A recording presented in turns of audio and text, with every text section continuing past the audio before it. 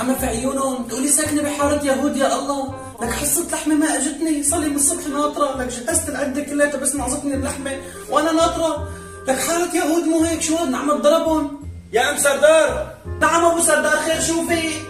لك يا حبيبتي لك من الصبح وانت ناطره برا على حصه لحمه، اطلعي ما حدا رح يجيب، اطلعي من هنا اكل.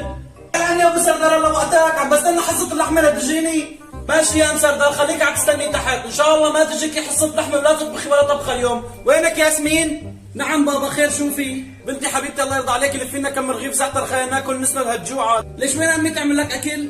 لما هي امك ناطره تحت عم تستنى اللحمه لتجي.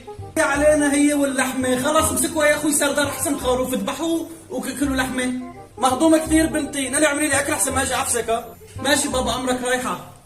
هي مو حالة، الي من الصبح وانا جايب الخضره وما خضره وناطره، بس هيك اساوي فرفر ابو سردار تعال جيب لي لحمه هي حاره